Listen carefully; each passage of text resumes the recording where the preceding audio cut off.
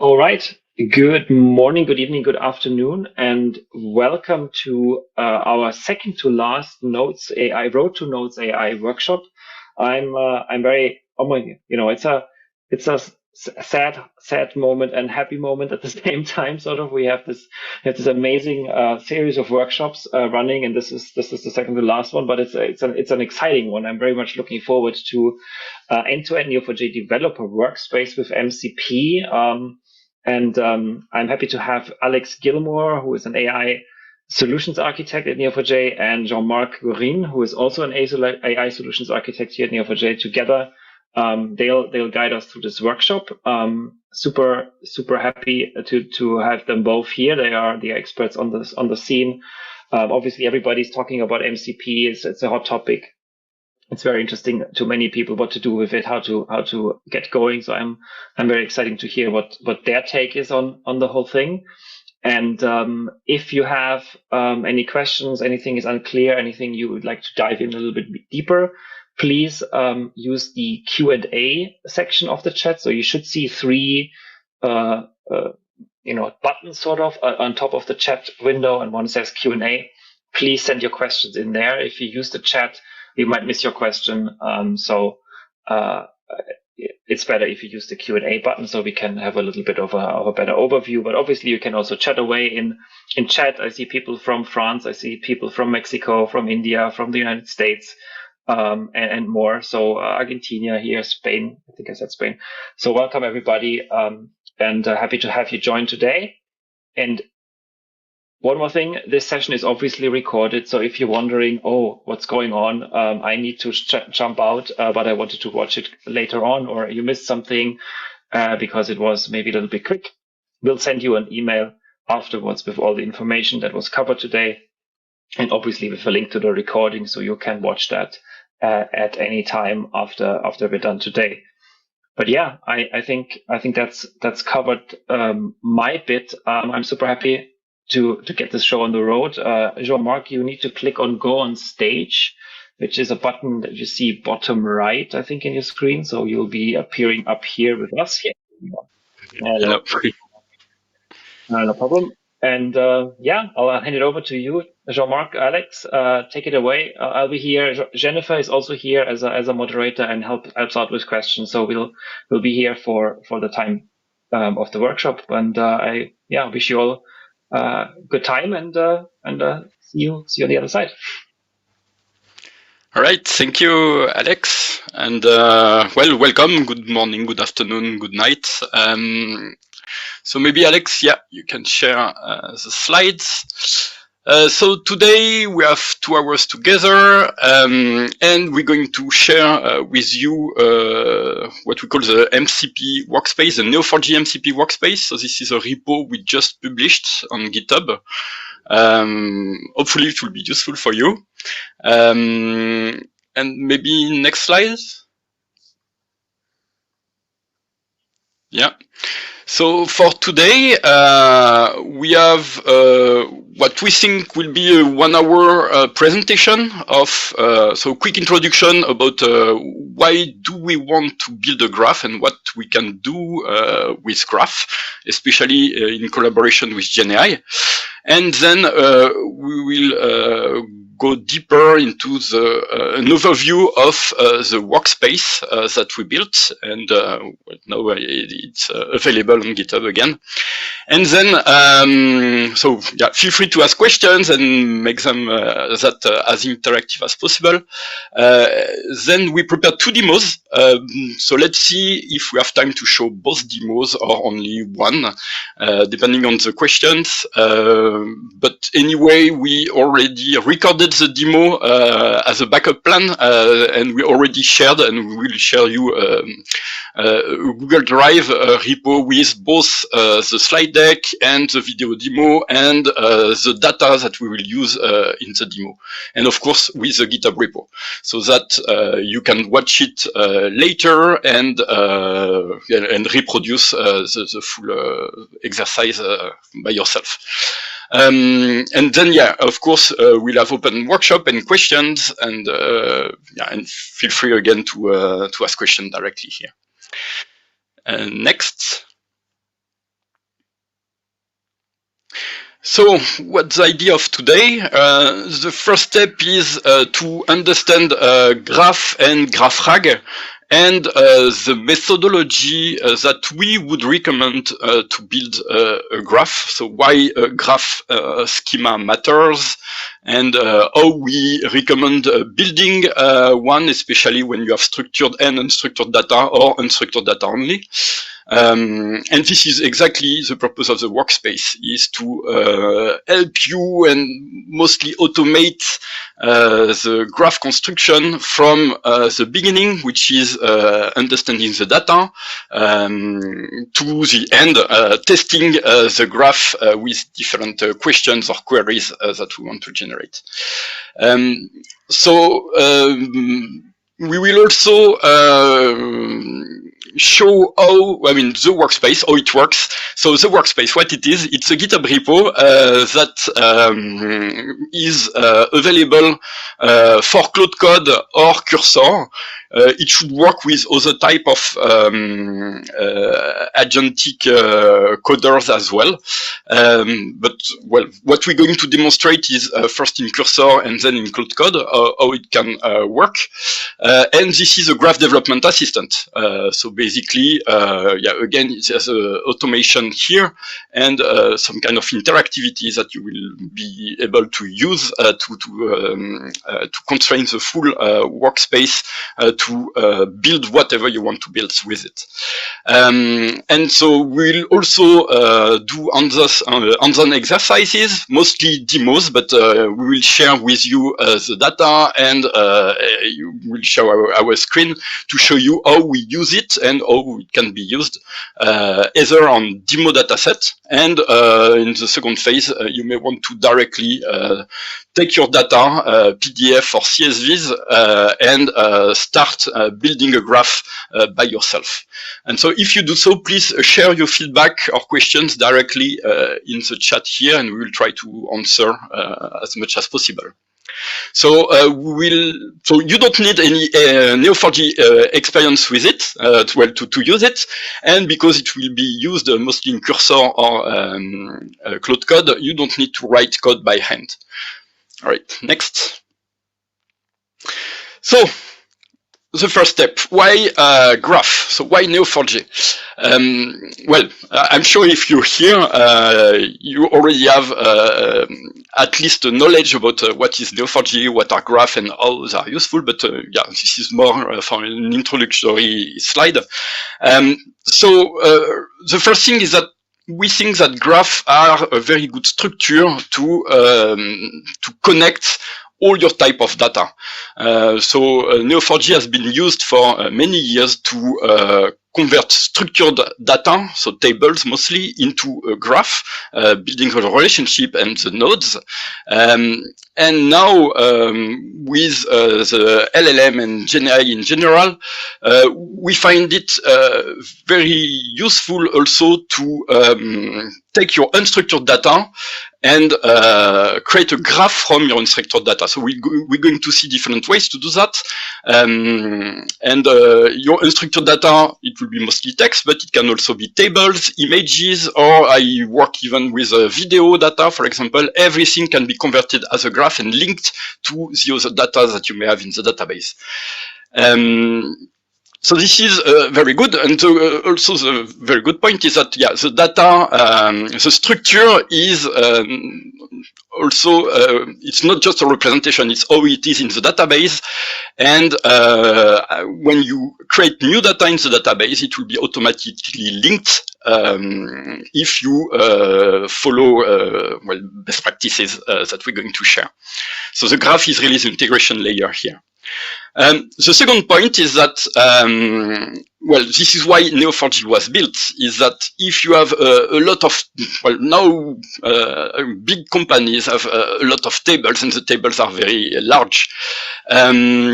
And when you want to query these tables, and you have complex questions that should run across multiple tables, then it takes time and it takes CPU to do a lot of joins, and it can be complex as well. While in Neo4j, when we create a graph, the relationships are first-class citizen, and so they connect all your data together. And they are efficient, very efficient to do graph traversal, of course. And so it's very easy to query this kind of knowledge layer that you built. So yeah, we'll see different use cases. And the last point is that a graph is a very flexible structure. So what we would recommend is to start small, use CSVs, use tables, use samples of documents, start to build the first graph with a simple schema, and then grow. And graphs are very good to be evolved like that. Yeah. So the schema, so the data will grow. The data that you're going to use to build the graph will grow. Your graph will grow in size, and also your schema can grow. You can create new node types, new relationship types, and extract the new type of data directly and save that in the graph. The good thing is that once you have a graph, it can be used for several use cases. And what we see in the field is that, yeah, you can build a graph for a certain use case, and now we see more and more chatbot type of use case that wants to be able to query this graph into different ways through LLM type of assistant. Next. So, yeah. So why graph for RAG? So what we see also is that a graph is a very good structure to build a RAG type of agent or retriever. So basically, when RAG started like 2 or 3 years ago, one of the standards was to use a vector database. So you take your document, you cut them into pieces, so you create chunks, and for each chunk you create an embedding, which is a vector representation of the content of your chunk that is searchable through similarity search, through vector search. So it's good to answer certain type of questions that are very precise. Basically, your answer your question needs to be answered into one or several chunks, but it's difficult then to answer more complex questions like global questions or multi-op questions. Something else is that vector search, well, it's good to find similar pieces of text. So the idea is that you're going to embed your questions and find the chunks that are the most similar to the questions. But sometimes it's not enough. For example, if I want to find in my database the connection between my customer who purchased the same product, what I need is to do a similarity search on the product description and then traverse the graph to find information about the customers and what they have in common. Okay, so for this type of questions, what you want is to combine semantic search, so vector search, plus keyword search sometimes, so what we call hybrid search, plus a graph traversal into one or several queries now with agents. And with that, you will be able to have more accurate results to your questions and also to answer more complex questions. Okay, especially, so this is the second point here, multi-op type of questions. So a graph can be built from your different chunks to connect the chunks that talks about the same subject, or yeah, combine them in a graph with entities and relationship, and your agent will be able to answer the question based not only on the chunks, but also on the graph itself. And this graph, because it links and because it was built from a lot of different chunks, it's a very good way also to answer global type of questions. Okay, things that are impossible to do with pure vector search.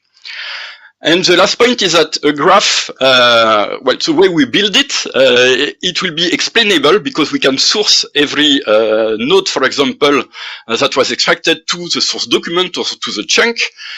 We can source the cipher queries to well, exactly how it was searched in the graph.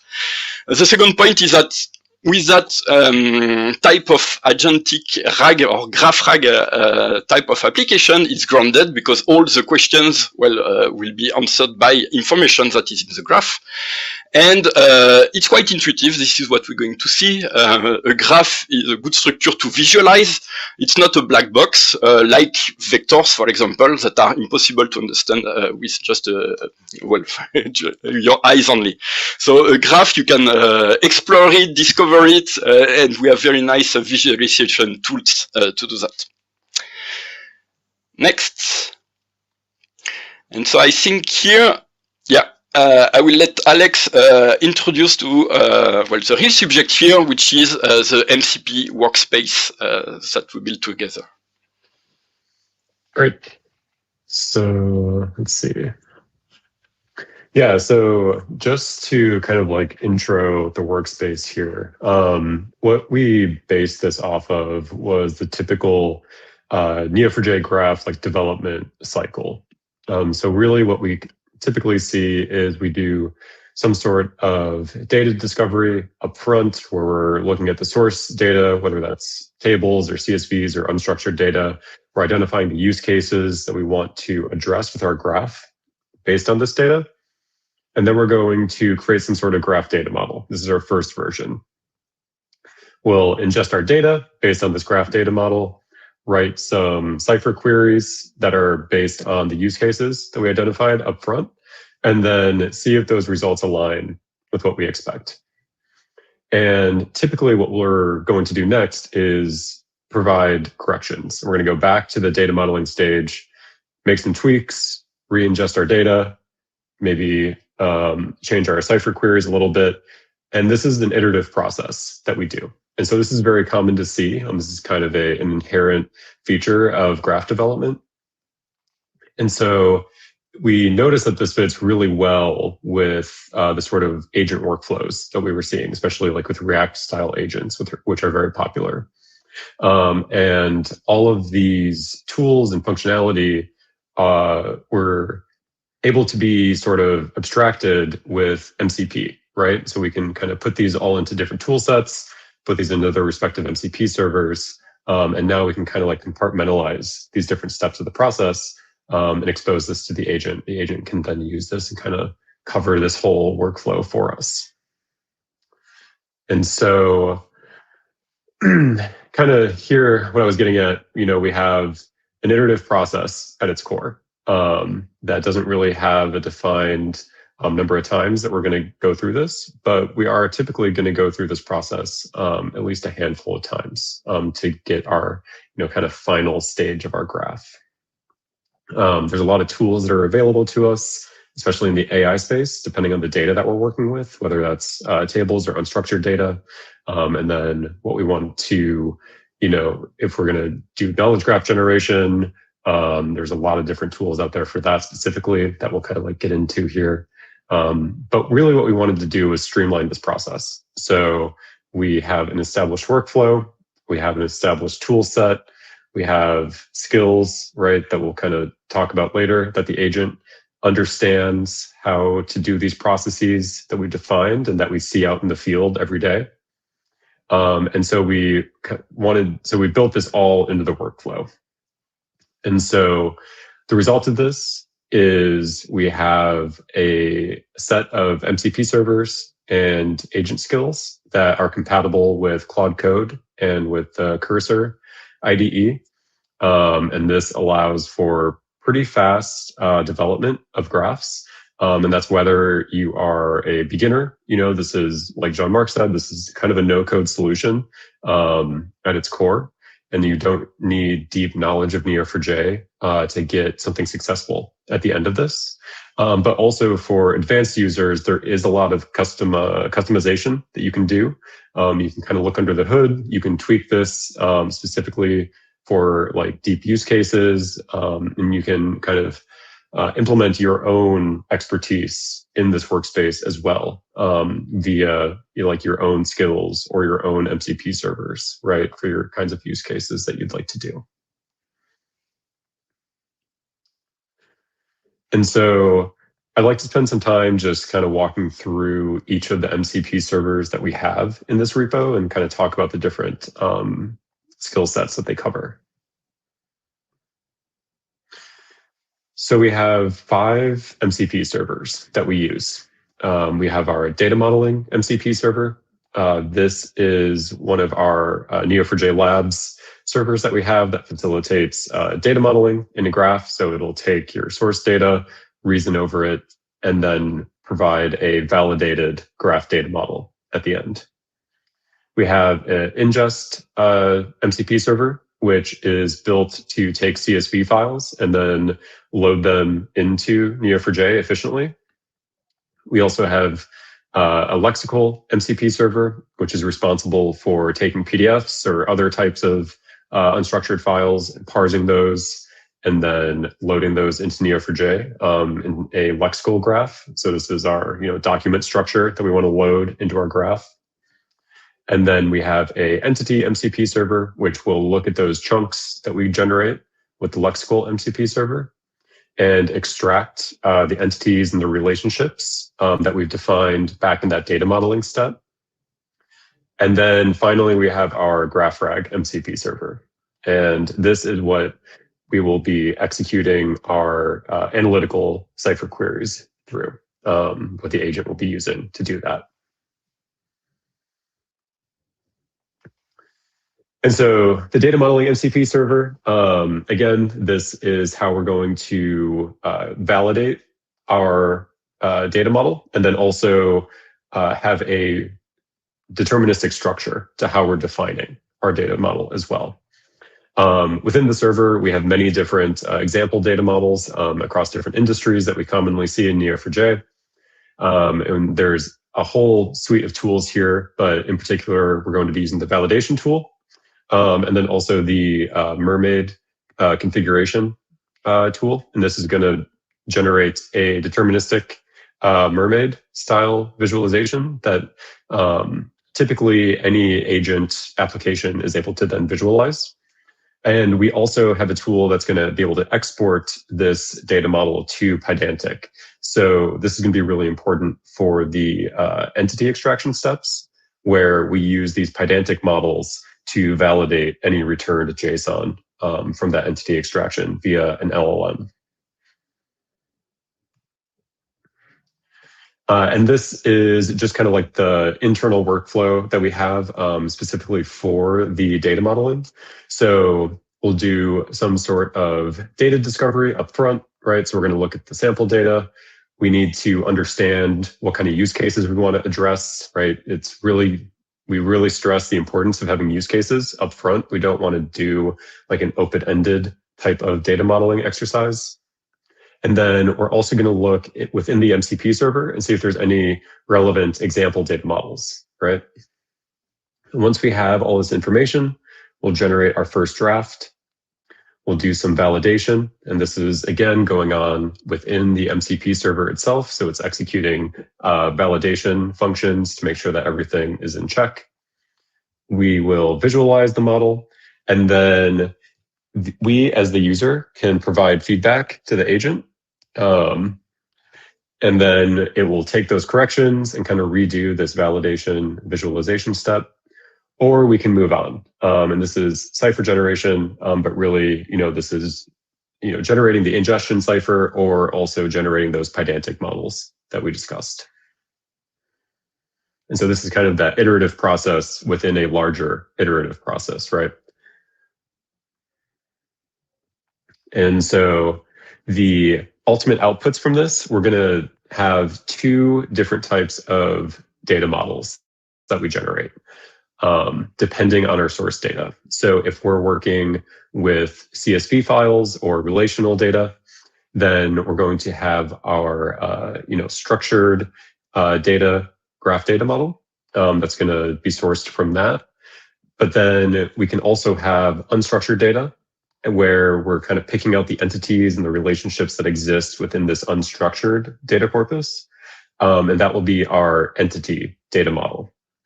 And both of these can overlap.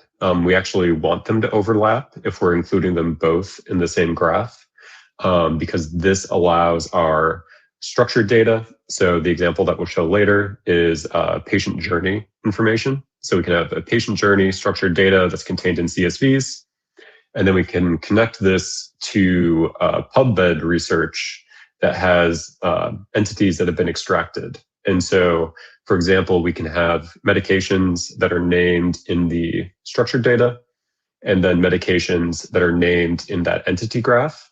And by matching on those medications, we can now connect our patient journey with research in our PubMed articles.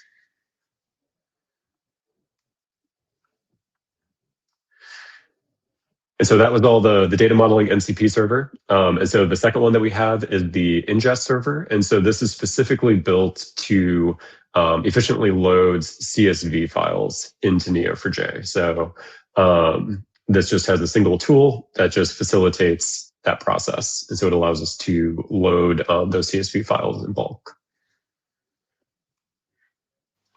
And with that, I'll have Jean-Marc kind of walk through the unstructured data focused MCP servers. Yeah, thank you, Alex.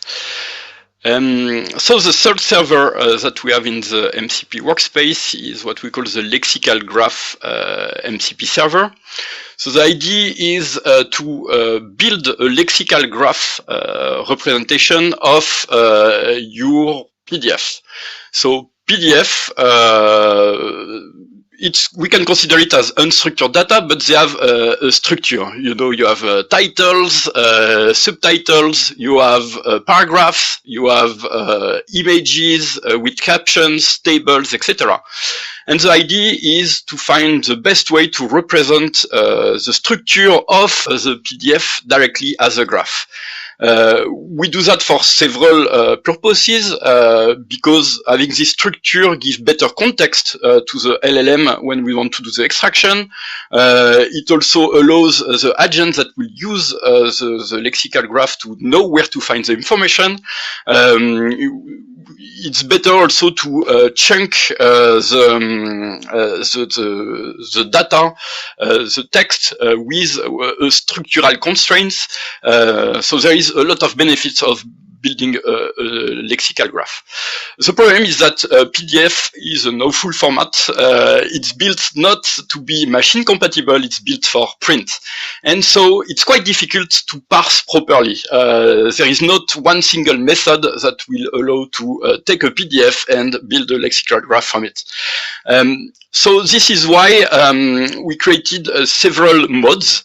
So this is what you see on the third point. The first one is using PyNewPDF, which is a library that extracts the text from the PDF very quickly. So it's good to use this when you have a lot of text in your documents with a very simple structure. Then using this, you will get fast results, and also, well, we use it to extract images from the PDF, and also we extract the tables as images. Okay, so this will be safe. So you will have a very simple lexical graph, which will be document with the metadata of the document, the title, etc., linked to chunks. And the chunks will be linked, so text chunks will be linked to tables or images if they contain this type of elements. So this is one type of parser. The problem is that if you have a complex structure, then you may, so for each page, PyNewPDF will not get the proper reading order. So for example, if in your page you have text blocks, you have several columns, you have image with caption, etc., PyNewPDF will not be good for that. It will extract something, but not in the right reading order. So if you have this type of document, we built the docling parser, Reader, which is an open source library for IBM, that uses a machine learning model to analyze the layout and recognize the different elements in the layout of the PDF. So it will create elements. The elements can be title, it can be image, it can be caption, and it will try to get it right for the reading order. Okay, so here we automated so it will use Docling to automatically build a much richer and complex lexical graph. The problem is that Docling will run on your machine, and so it's not, it will be quite slower than PyMuPDF. And it's difficult to parallelize, it will depend on the number of CPUs that you have. But the result should be quite good. The last one is the page image, and it's what I plan to show in my demo. If you have very complex documents, like, for example, a PowerPoint presentation that has been converted into a PDF, you imagine that you cannot chunk it. The page is the chunk, and you cannot just extract the text from it, because the position of the text in the slide is very important. You may have tables, columns, etc. And so this mod, what it does, it creates a simple lexical graph with with document and pages, that's it. But on the page, you get the extract of the image of the page and the extract of the text contained in the page. And we will use LLM with vision to do the extraction using both information, the image and the text. And with that, we get quite good results. And hopefully this is what I'm going to show in the demo. The last mode is more experimental. It's called VLM blocks. I wanted to test something between that uses PyMuPDF to extract very quickly the text, and that uses the image and the LLM with vision to try to get the reading order. So it's quick, it's a lot faster than Docling, but it's experimental, so it may work or it may not work. Yeah, everything with the lexical graph is async because it can take time, and we try to parallelize everything so that it's fast. And so what we see on the right is the tools. So you have create lexical graph that will create nodes and elements, well, depending on what mode you're using. Then, if you use Docling and page image, well, Docling and PyMuPDF, you want to chunk the lexical graph. You have also tools to complement, for example, Docling. When it extracts titles, it extracts just titles like that, not the substructure of the title. So assign section hierarchy is going to take the titles, send that to the agent, and ask it to create the hierarchy based on the name of the title. Okay, if you have 111, for example, it will create that and create this structure in the graph. Then you have tools to generate a chunk description. So for example, when you have a table or an image and you want to make it searchable through vector search, one way is to ask a VLM, an LLM with vision, to create a textual description of the image. Okay, this will use the context if you have caption, etc. And then you have one to create embeddings for your chunks, either text chunks or the described image or table chunks, then to make it searchable through vector search. And the last tool here, the Verify Lexical Graph, is just a way, so you can try it on one or several documents. It will recreate a markdown file from what you have in the graph. One document or several again, so that you can compare what you have in the PDF, what you have in your markdown, and see if it needs to be improved and if the reading order, especially, or the chunking is correct. Next slide. So this was how to get a first graph from the structure of the graph. And this is an example of a lexical graph. It's not totally complete here, but this is for you to get the idea. So you have a document node that is central, but you have one document node per document that contains the information about the metadata of the document. On the left, you can see chunks. When you use PyMuPDF, for example, or the page image mode, you will have documents and chunks that are part of a document, and the next chunk relationship, so that when we use an agent to find the chunks, he can find the chunk after, before, etc. when you use PyMu-PDF, as I said, it will extract image and tables that are contained in the text chunks. So the text chunk will contain only the text, and if it contains an image, there will be a link, and it will create a as element relationship with the image or the table node. And these nodes will contain the image as a base 64, directly saved in and written in Neo4j in the node, plus any other data that are created, like text that were extracted from the image or the table, and the text description of the image or the tables. When you use Docling, you will have also section nodes, and if you use a tool to assign the hierarchical section, it will create the full section as a tree with as subsection and next section relationships. This will be directly linked to the chunks, so that when you have a chunk, you know exactly where it is in the tree representing your section of the document. Next. Okay, so then when you have a lexical graph, so you have chunks with text, with images, with embeddings, and what we want is to extract a graph from this content. Not the embedding, just the text and the images. And so here we have the entity graph.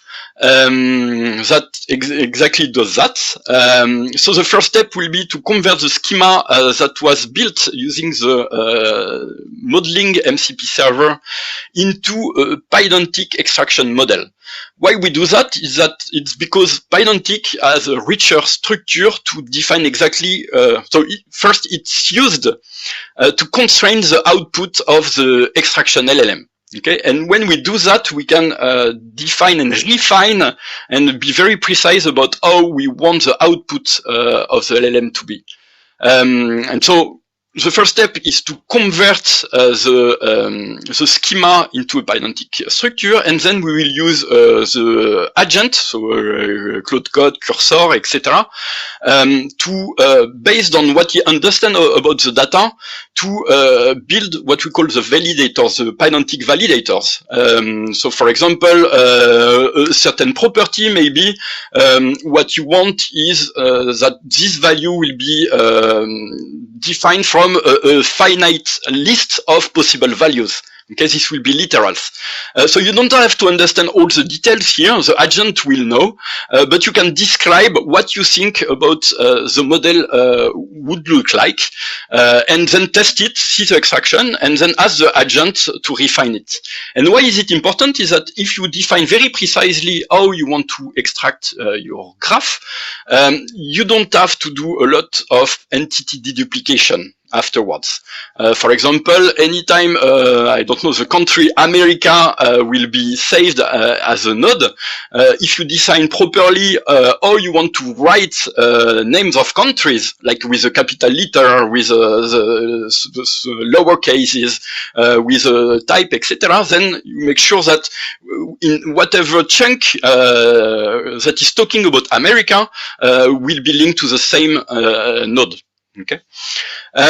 So the entity graph, it uses LLM to do the extraction, and it's automated. If the chunk contains only text, it will use LLM, and if so only the text and context will be sent to the LLM for extraction.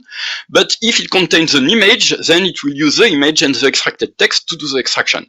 Here we use the same type of model, so we're going to show in the demo that we use GPT-5 Mini, and it's good to use one LLM to do both type of extraction.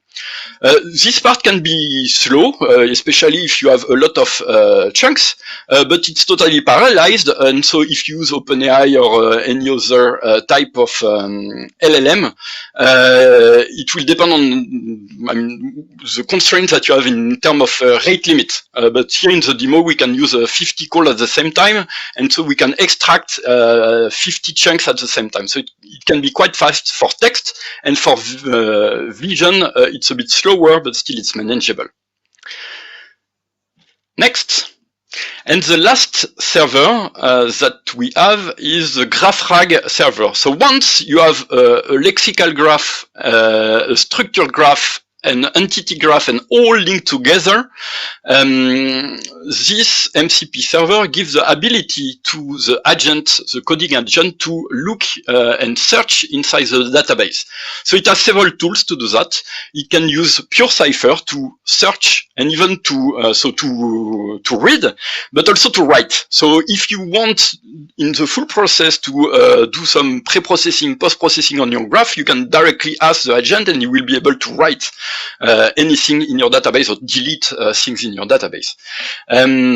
So it can read, but it can also use vector search and full text search. So generating the embedding is done outside of the server, and so the agent just need to call a tool and it will do a vector search automatically. Then there is a tool to do everything at the same time. If the agent wants, it's possible to do full text search plus vector search plus a graph traversal in one query. So this is the search cipher query. If from my experience, the agents are lazy, and so they will not use this tool because they need to think a bit more about what type of queries they want to build. But if you ask it to use it, they will build very nice queries. So in one query, they will be able to start from vector and full text and build a query. So it's quite nice. And the last tool is that it gives the ability to the agent, the coding agent that you will use, to read also the images that are stored in Neo4j in the graph. So that's quite nice also. So to answer certain time of very difficult questions that needs a visual representation of your table, your images that you have extracted, then the agent will be able to use that. So this server is used at several parts of the workflow because this is how the agent can check that all the steps are coherent, and that, for example, when you build a lexical graph, you have the right number of documents in the database. Okay. Next.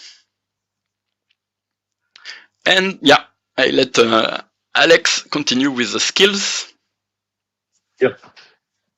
So yeah, so we're going to talk about some of the skills that we use to orchestrate these workflows that we've defined here.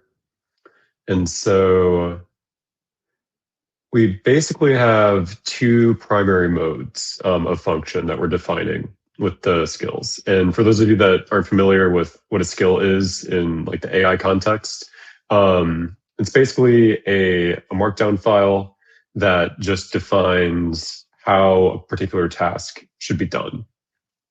And within a skill, you can reference external files as well. And so this allows the agent to kind of selectively expose context into the window. So we're not putting every single skill within this MCP workspace into the context window all at once, but the agent is able to identify, okay, if I need to handle unstructured data, for example, now I can pull in this subskill that tells me how do I handle unstructured data in the context of this workspace. And so it's just a better way to manage your agent context, and then also provide like specific details on how to do particular tasks.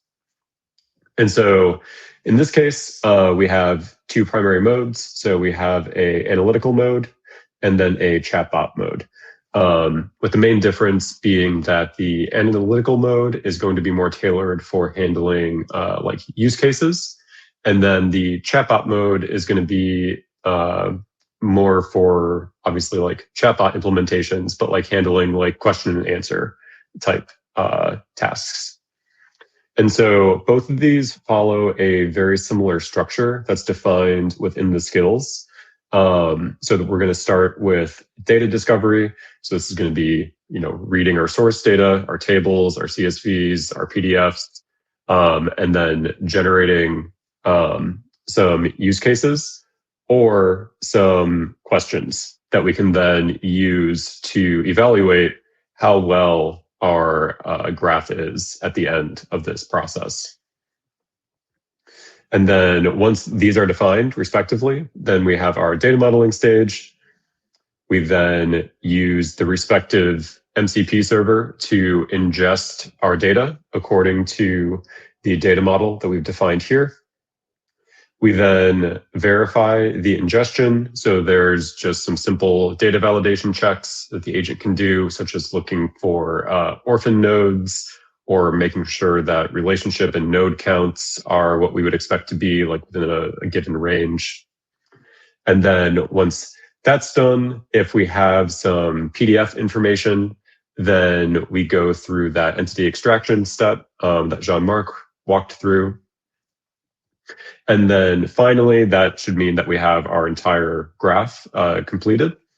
And so then we are going to write Cypher that is based on these use cases and our data model and execute that against the graph. And we're going to come up with a report that basically is saying how well our use cases are addressed by our current graph. And then we have an opportunity to go back, right, to maybe the data modeling step, or we can even provide additional feedback in the Cypher queries that we're using. And the agent can then make corrections as we see fit in order to better address our use cases.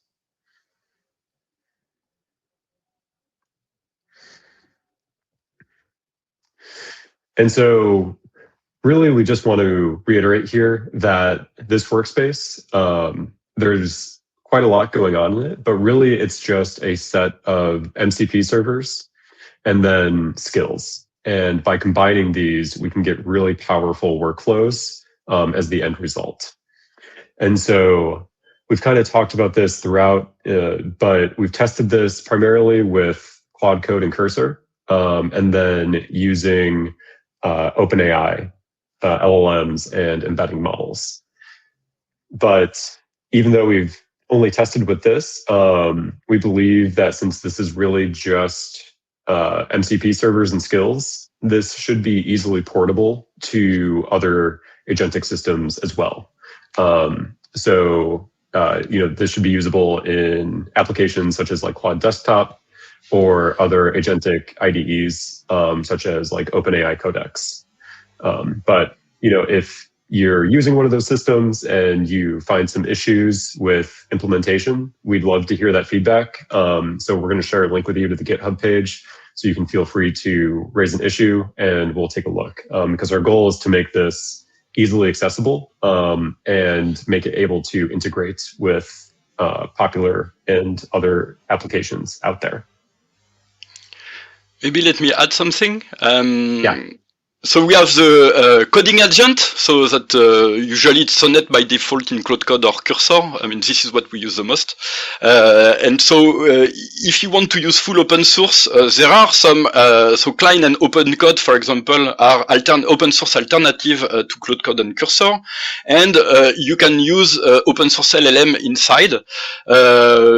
Usually, I mean, for a coding assistant, you need quite a large LLM if you want to do something complex, let's say. But because of the skill is quite described and using the MCP server is quite easy, it should be able to work with a local LLM. We haven't tried. But the second thing is that to build the graph, we use also for the lexical graph and especially for the entity graph, we use GPT-5 Mini by default. But I tested it with open source LLM using Ollama. So first, all the servers use light LLM. So it should work directly with 100+ type of LLMs and LLM providers. So if you want to try that, read the README for each server. But it should be easy. I tested with some, and especially I tested the extraction with, was it Phi4 from Microsoft, which is a very small model. It did some extraction. The result was not as good as GPT-5 Mini, but it did some extraction that was correct. I also used Quen 2.58 bits, 8 billion parameters, I think, and it was doing some great extraction. So you need a larger GPU or to have more RAM on your Mac if you're using that. But it was quite good. The problem is that it's not parallelized, so each chunk is going to do a LLM call, and so it will be slower. And the last thing is that I tried also with Qwen 3 9 billion parameter for because it has vision capabilities, and it was doing some great job as well to extract a graph from images or tables plus the text. Okay, so you have open source alternative for everything. It's just that yeah, we haven't tested everything, all the possible configuration as possible. Yeah, sorry, go on, Alex. No, that was good. So yeah, and again, really, so what this is at the end of the day, this is just a workspace. It's hosted up on GitHub. You can just clone it down into whatever environment you want to work in. And then we'll kind of like show you how to set it up rather quickly. And, you know, it's just MCP servers and skills. To be very clear, this is a tool that Jean-Marc and I have developed over the past few months or weeks. It's not a Neo4j product. This isn't in Neo4j labs yet either. So this is just something that we've been using out in the field to do, you know, POC development or exploration of different graph use cases. So the results that you get, you know, it's pretty fast, it's powerful, it can get you great value, but we still need to be building production systems kind of on top of what we learn and on top of the data models that are generated, on top of the Cypher queries that are generated from this workspace. We can take that and then modify it and bring it into our production workflows. And so with that, we're going to get into the demos. I don't know, Jean-Marc, do you think we can just go into the demos now, or should we pause maybe for questions just to clarify anything? That's a good question. Again, yeah, I saw some questions about, for example, adding support for Bedrock. So it should already work with Bedrock. So again, and LLMs. I mean, again, there is different things here. There is a coding agent, so it's Claude Code or Cursor. And if you want, there are some ways to use Claude Code and Cursor with a Bedrock or any other LLM inside. And there is the extraction model and the embedding model. And this should be out of the box compatible with Bedrock. I haven't tested it, but it should work again because we use the LightLLM, which is a library that allows to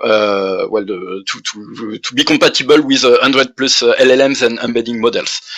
So it should work out of the box. And the way to use it is that, so by default, the name is OpenAI for the environment. But if you put your Bedrock key and you say which type of model, you start with Bedrock / and the name of the model, it should work out of the box. Yeah.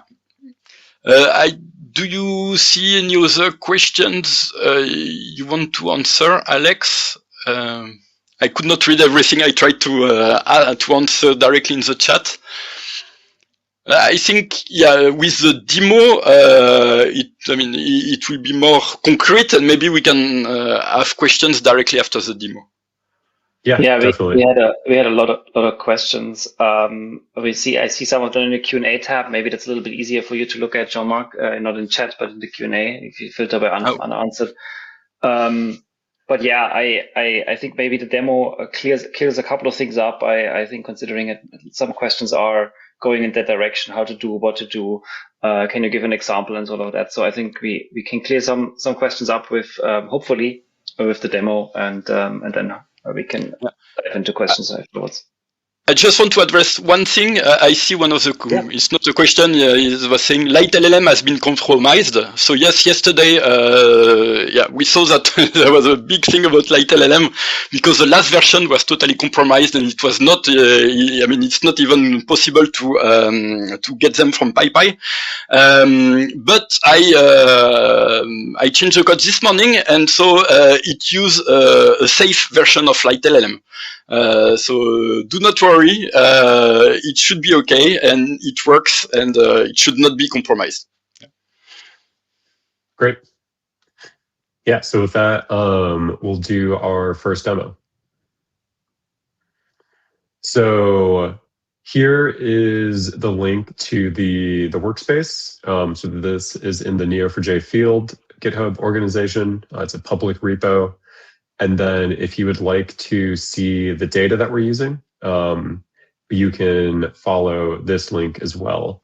And maybe it's good, is it easier to post these in the chat maybe, just so they're more accessible? Yeah, we'll do it. Then once I move off this slide, people can still get these. Yeah. So Alex shared in the chat already the GitHub repo. I'm going to paste also. So this is a Google Drive. So the tiny URL link. It contains 3 folders. One contains the slides that we are showing and the video of the demos. So in case anything goes wrong. And we also have the data for the 2 demos. So yeah, if you want to do it at the same time for the Alex demo, use the data, the demo 1 folder, and you will see the PDF and CSVs. Cool. All right. So before I show the demo, just wanted to cover some prerequisites. So we would need Neo4j with APOC installed. APOC is a library plugin that just allows for some additional functions within Cypher. And then we need UV. This is the package manager that we use for our workspace. Git, obviously, your own data, as we said, cursor or Claude code, or again, feel free to experiment. Please give us your feedback if you're using anything else. And then we do need an API key for OpenAI to use the entity extraction models, which I believe we are providing as well. Is that also in the chat, Alexander?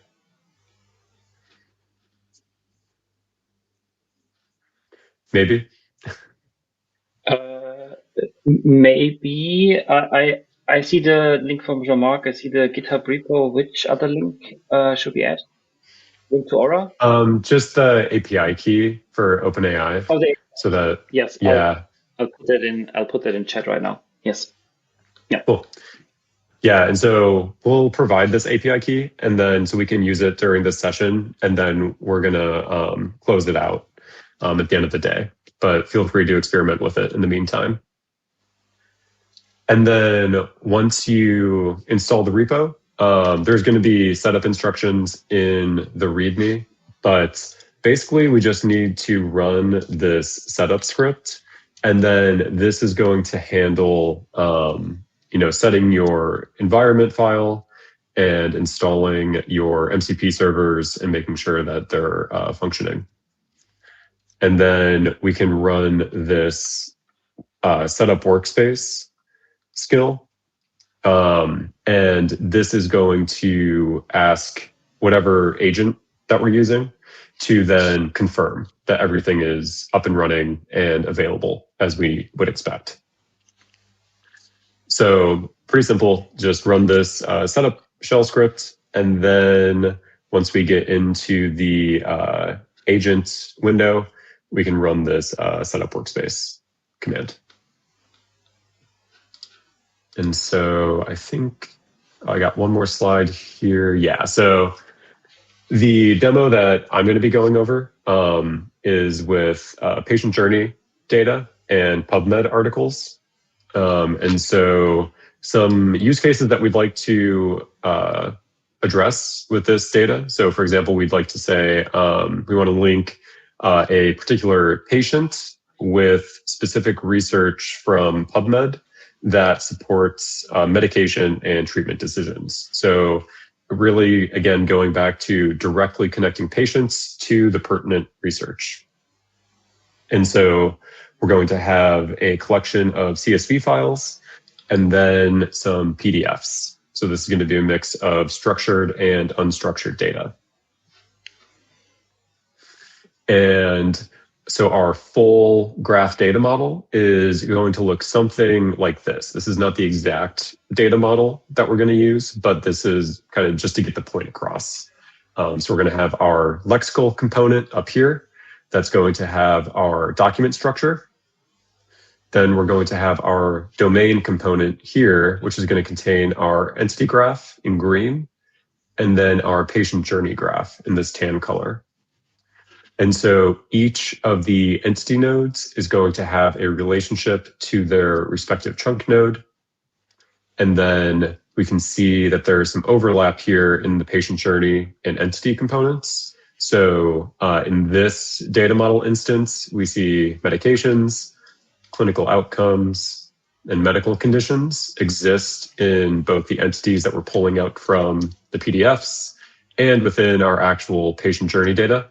And so because these overlap, we can now connect our patient instances with chunks in our lexical graph. So let's see, I'm gonna go to the video here. And so this is just going to walk through the end-to-end process. So starting with running that shell script and then going through the processes that we've defined here and ultimately doing some analysis on our resulting graph. So I'll go ahead and play this. We can just kind of like talk as this is happening. Let's see. There we go. Okay. Yeah, so we're going to set up our repo. And so we should get something that looks like this, where we'll get a setup complete notification once we input all of our information. And then this is in cursor, obviously, but then we just need to open a window and we run this setup workspace command.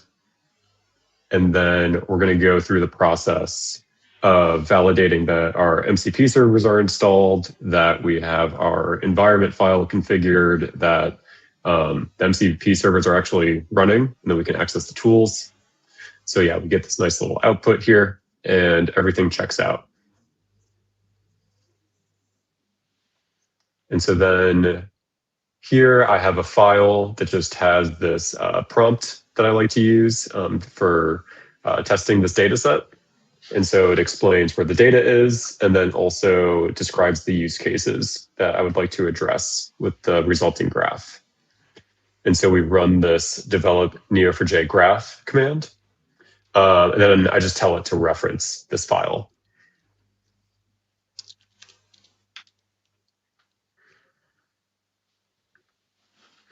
And so here it's going through that discovery step. It notices that the data directory is empty. That's not true. It's actually just filtering that out because of a .git ignore, I believe. So we have to redirect it, but eventually it finds the data, and then it's able to actually start doing some analysis.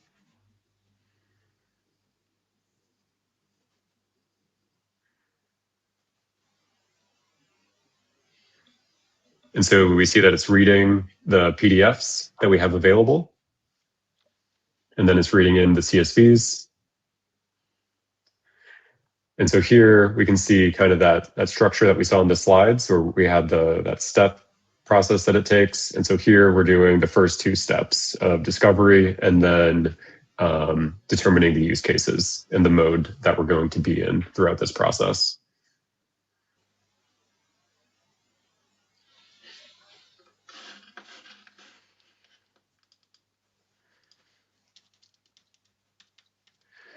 Yeah, and so it's just doing some analysis here of our CSV data, making sure that the IDs are in sync across all these files and that they're usable. can see it was up there for a little bit, but it noticed that it had both structured and unstructured data. And so it was able to look in this references subdirectory for those markdown files that describe how do I handle structured and unstructured data.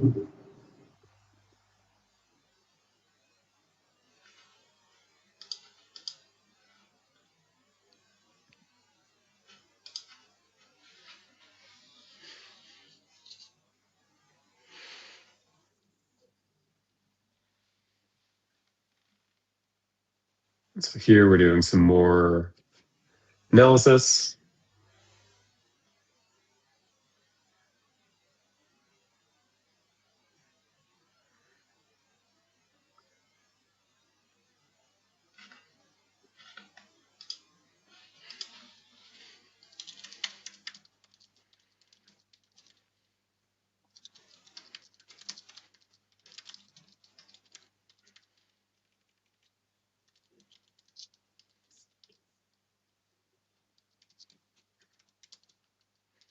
All right, so we're getting our final report here of our discovery stage.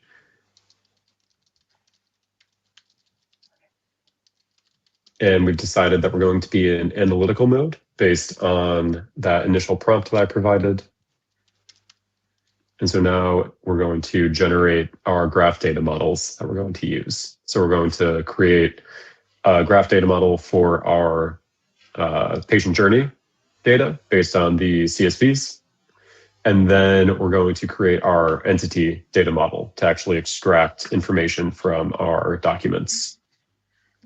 And here we're just seeing, okay, we have a patient journey example within the MCP server. So we're going to use this to base our new data model off of.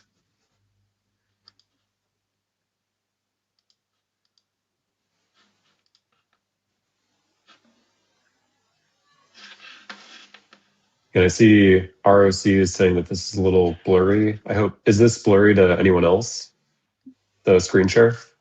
No, it's okay, I can read. Okay.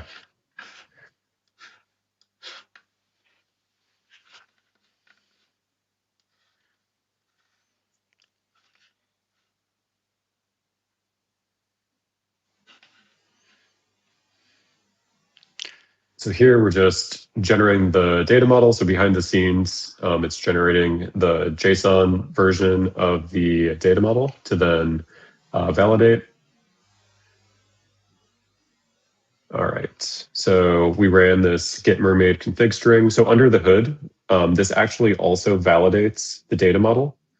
And so this is described in the skill. It tells it, if you know that you need to visualize the data model, you can just run this one tool instead of running the visualize tool and then the validation tool and then the visualization tool. So just a way to reduce the amount of work that we're doing.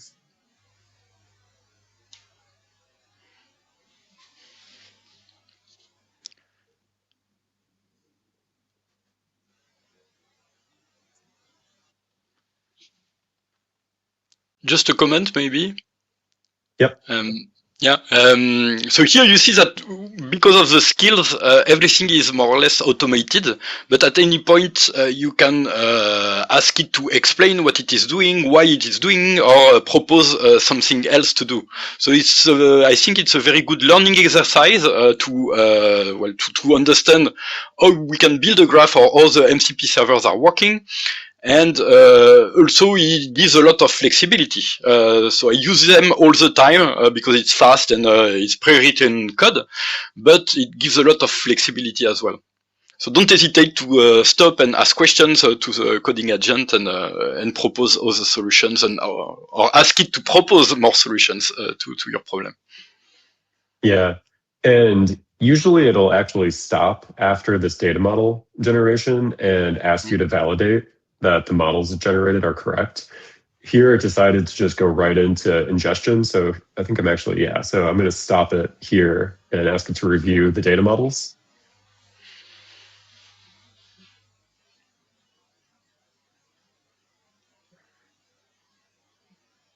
Yep, and so now it's going to visualize this for me.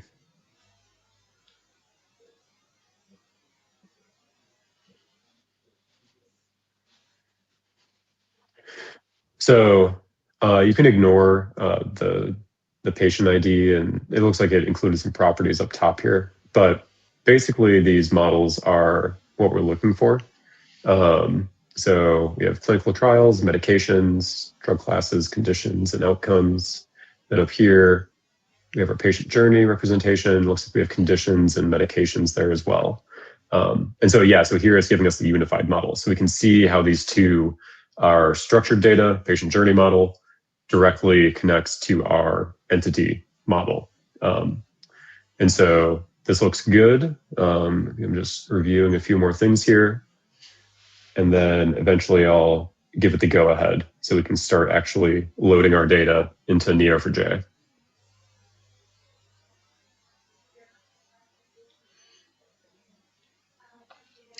And because we have the question, so if you want to modify the data model, you can just interact with the agent again and propose a different data model, and it will update it based on your what you're saying.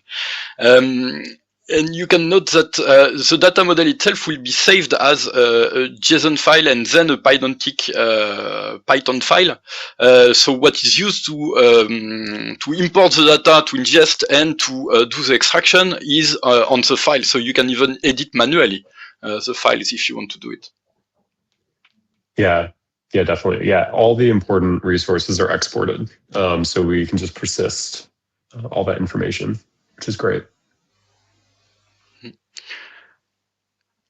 And so I see a question, do you create ontologies or ontology? The answer is, well, we produce and we use not ontologies like what you in the RDF world, but directly graph schema.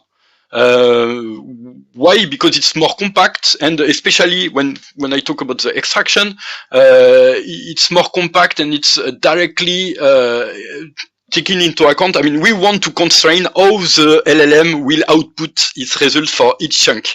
So it's a very good way to make sure that the LLM is not going to hallucinate new node types or new relationship. It's very constrained, and especially GPT-5 mini, it cannot use any things that is out of the structures that we define. So this type of model, you can, so it's graph schema, and it will be the equivalent of the ontology, but we don't use a release ontology. If you want, you can import ontology and ask it to convert that to graph schema, and it will do it, it should do it automatically.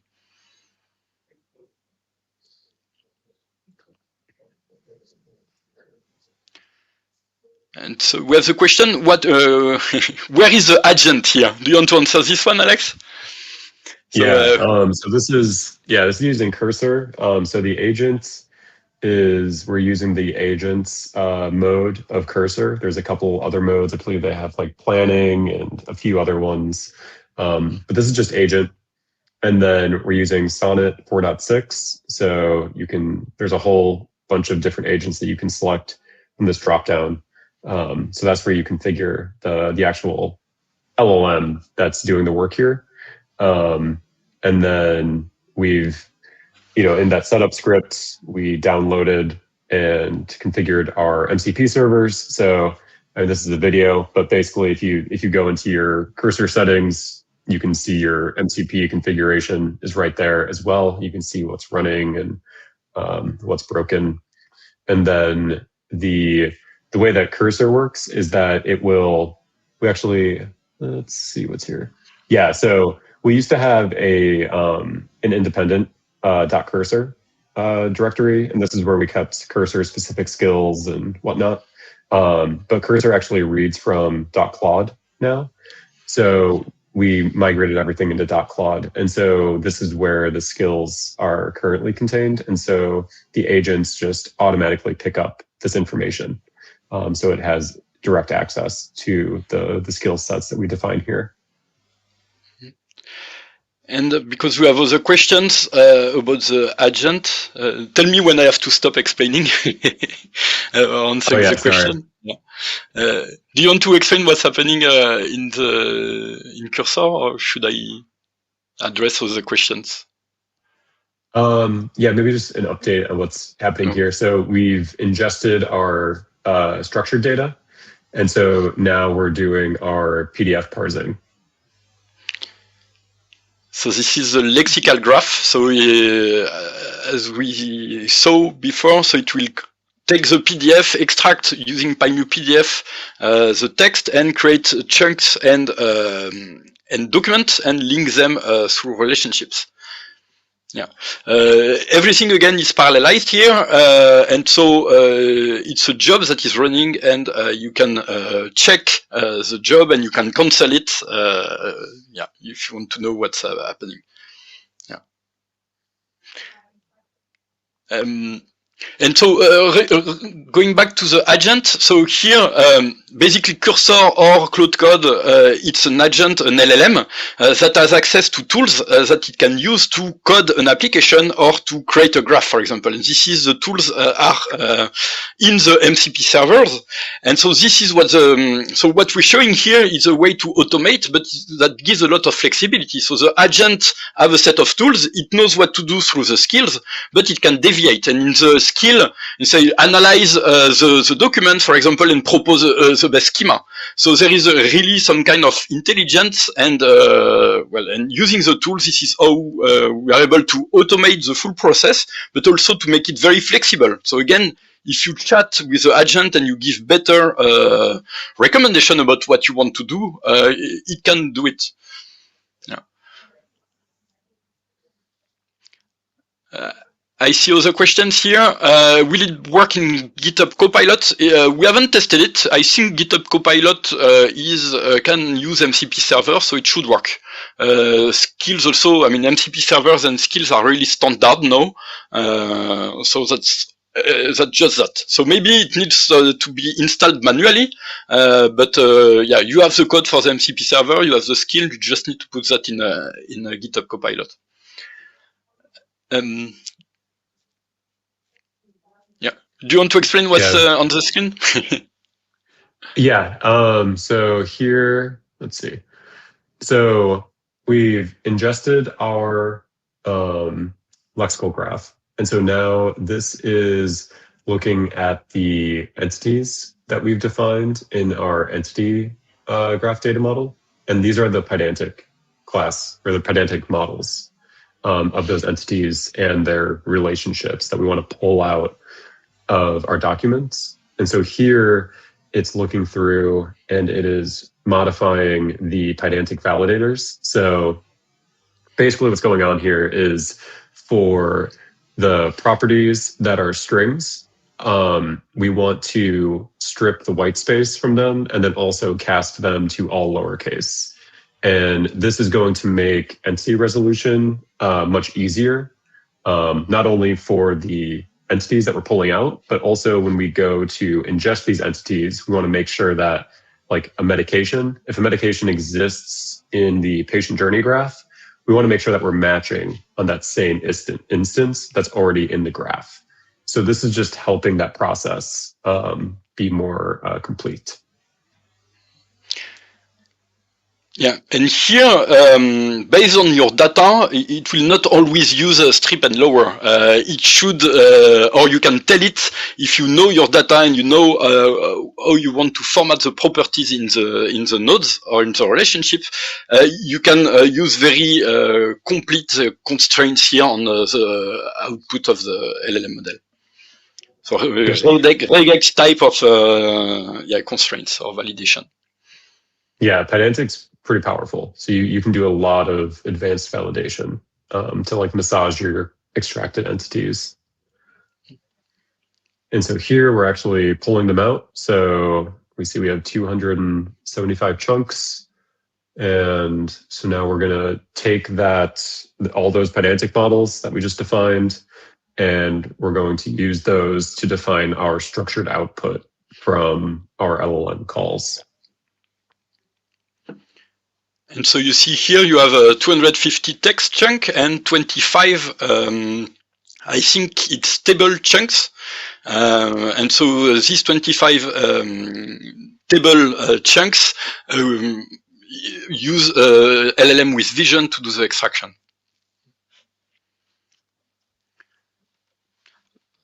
So it's doing it. Yeah. Let's see. So, all right, here I'm kind of speeding ahead here. Yeah, so it can take time. Again, it's parallelized. It depends on your OpenAI or any other subscription. Yeah. And especially the VLM can be a bit slower. Yeah, and I think in this case, I think the VLM was taking a little bit. So I think I just told it to continue without extracting the last couple chunks. Yeah, building the lexical graph or the entity graph are processes that are run in the background, so you can still talk to the agent and tell it to do something or something else. So if you want to continue, you can do it. Yep. And so, yeah, once we get those ingested, then we see that it's executing the read Neo4j cipher tool. So this is just validating that we extracted the entities that we wanted to. And it'll give us a summary of what that looks like after it's done.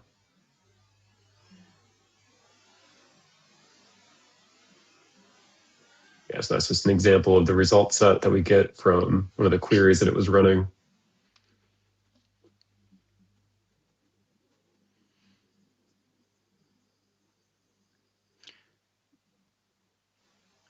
So it's just doing some more checks.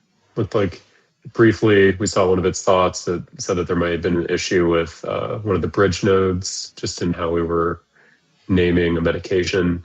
Yeah, it looks like type 2 diabetes. We say type 2 diabetes a few different ways. But now it's actually going to go in and fix this in the graph for us. So this write cipher query tool allows it to execute write queries. And so it can fix any sort of, it can deduplicate entities and nodes in our graph for us automatically. And so that's what it did here with the type 2 diabetes medication nodes.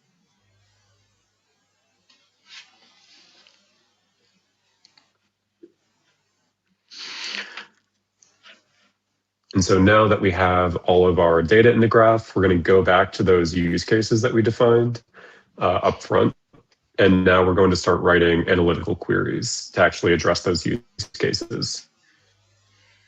And so this is the agent executing the cipher. And we can see that was just one of the result sets. It looks good. I see a black screen. I don't know. So the screen turned black. Vector search.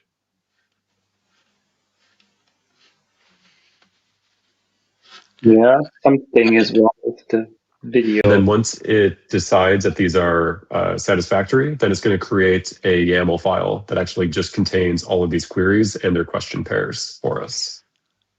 Alex, I think you cut. Yeah, the video is no longer sharing. Maybe do you want to start and stop? We just see a black screen here. Yeah, I think he has connection issue. Maybe Alex is. We have lost Alex. What's that? Yeah, you're frozen. You're frozen. Yeah, we don't see the video anymore.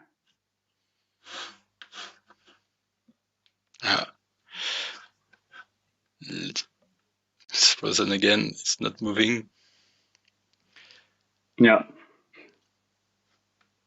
So I guess he was going to show the graph, maybe, or yeah, you're back, Alex.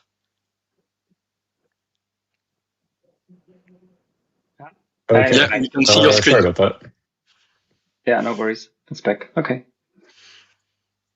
Okay. I think this is something else I was working on. So let me just bring this up.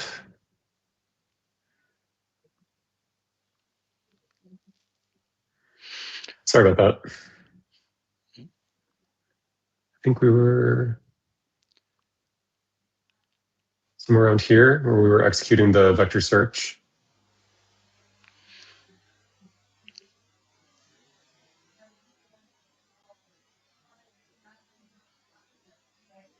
Yeah, so here we're creating that YAML file with the queries.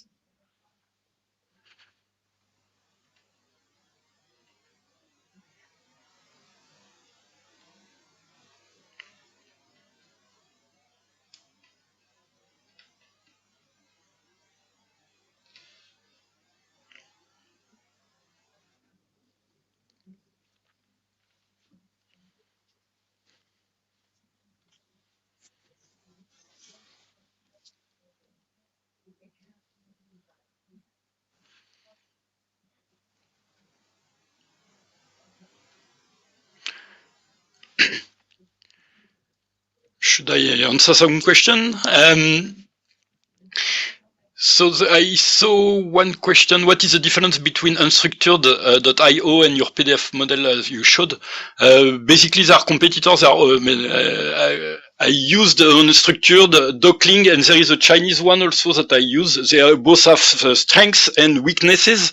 And so depending on the type of PDF, I would use one or the other. I implemented Docling first, but yeah, the idea is to implement unstructured and the other one as well.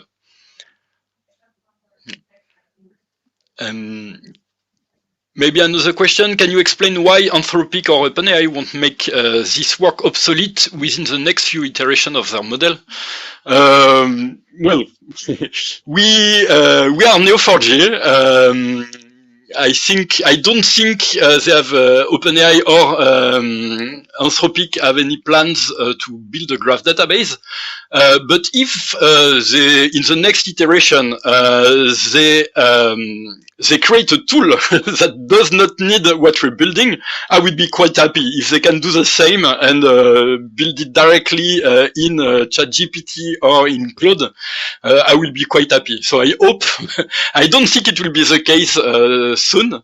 Maybe we'll use different format. Now it's MCP server. Last year it was different, but the main idea is for we build that to allow our users to quickly generate a graph of quality to show the value of the graph and to understand all the different parts in prototyping this graph and explaining and iterating to make sure that when you go to production, you already understand what you want to build.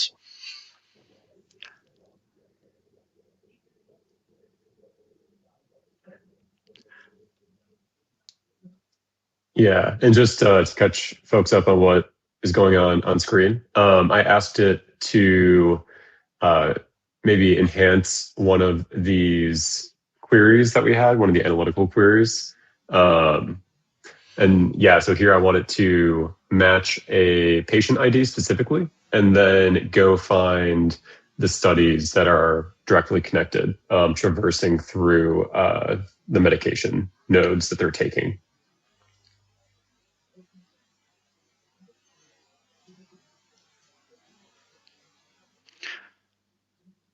There is a question, why are knowledge graphs important in building intelligent applications? Do you show the graph at some point, Alex? I don't have it in the video, but okay. I can show it. I can just pull it up here because it's just a local graph. Yeah.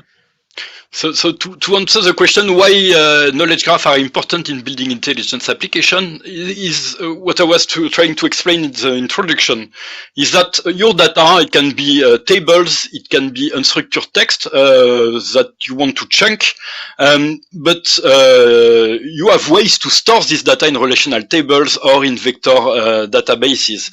And the thing is that they are all stored as independent and not connected structure. So basically, an agent can go and search this type of databases, but there will always be independent pieces of information. While in Neo4j or in Graph, what we do is we connect all this data through the relationships that are first-class citizen. And so you can imagine that you have information, piece of information, but when you connect the pieces of information, this is when you build the knowledge. And this is exactly what happens in the brain. You may have different pieces of information, but when you connect this information together, this is when you get the knowledge.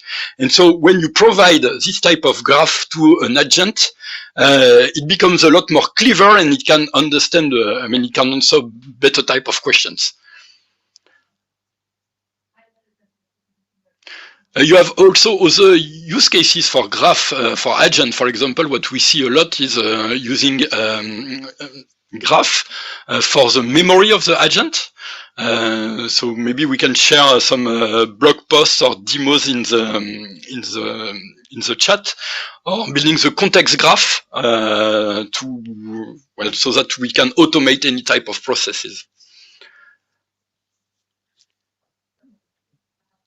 Do you want to show something, Alex? Yeah. Yeah, so that is the video, but yeah, I do have the graph up here as well, so I can just quickly show the resulting graph. So this was that last query that we ran. So looking at the patient and then trying to figure out what research is directly tied to it. And so we can just run that. If we see, we get Joe Smith, we get some medication information, and then we get just a preview of this top chunk. But we can easily configure this, right, to return, maybe we're just interested, right, and maybe just the context of that. And we can see, we can just do a quick view of this.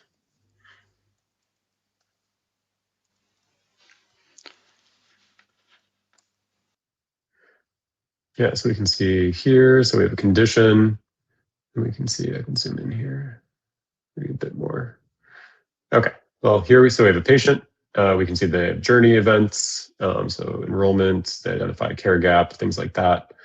We see claims that they filed, and then here we can see a condition that they have, so type 2 diabetes. Looks like type 2 diabetes is pretty common in this graph. And then we can maybe see what else is going on here. So in this type 2 diabetes node, we can see all the text chunks in this pinkish purple color that it is extracted from. And then we can also see, so that's interesting, so it was extracted from a table as well. So we can see actual raw table results that were also from those PDF documents. And then we can see medications and clinical outcomes that are also associated with type 2 diabetes in our graph. Cool. So that's all I have for my demo. Are there any other questions in the chat here, Jean-Marc, that are related to this one? I saw one for you. Exactly. Can we keep the actual data in the relational database and utilize Neo4j just for the knowledge graph? In a way, yeah. I mean, there's different ways to do that. This is kind of getting into other applications, but a common use case that we see is using Neo4j as the semantic layer for like relational data stores. And so we can basically take the structure of tables and columns and metrics and all of the metadata associated with it in relational systems. That's easily mappable as a graph. And so we do that in Neo4j. And then we can do semantic similarity and graph traversal. So combined retrieval strategies in Neo4j to get subschemas and then generate SQL from that subschema in Neo4j to then query our relational store, whichever relational store has been identified as containing the right information for a particular task.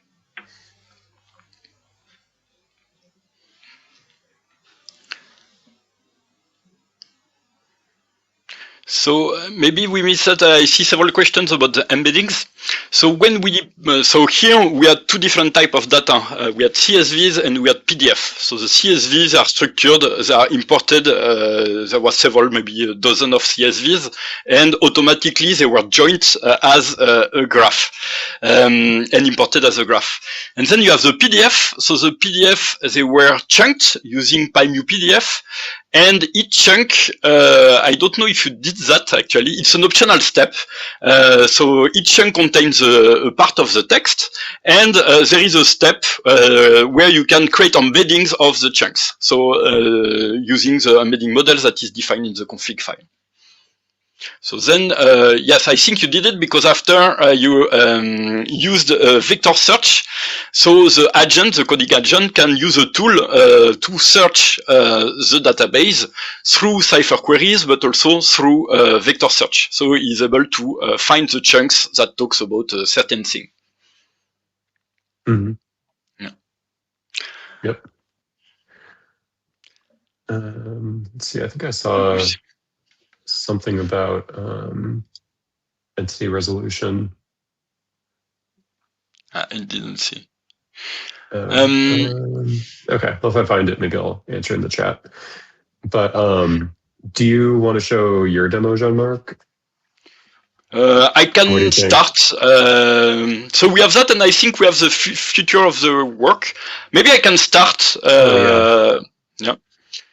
Just and cut me 10 minutes before the end. So I will just show the beginning. I will try to be quick, but just to show different ways to use this. And so, do you think 10 minutes will be okay for the end last slides, or maybe 5? Yeah. Yeah, I think we just need like maybe 5 or so minutes to go over the last few slides here. Okay, let me share my screen. So here I have another type of demo. So I'm going to use Claude Code. I'm going to do it live, so I won't be able to speed up the video and get some result. But I want to show you different ways to use this. The idea is that I have 4 or 5 PDFs that are complex, that are coming from PowerPoint presentations. And it's real PDF coming from pharma company who are presenting their results to investors. So this is public PDF. And the idea is how can we use that to build a graph and answer complex questions? So this is what I'm going to show. And in this example, it will be like competitive intelligence. So you can imagine that we work with pharma companies and they want to understand what their competitors are doing and maybe to do some collaboration on certain type of drugs, etc. So this is the idea.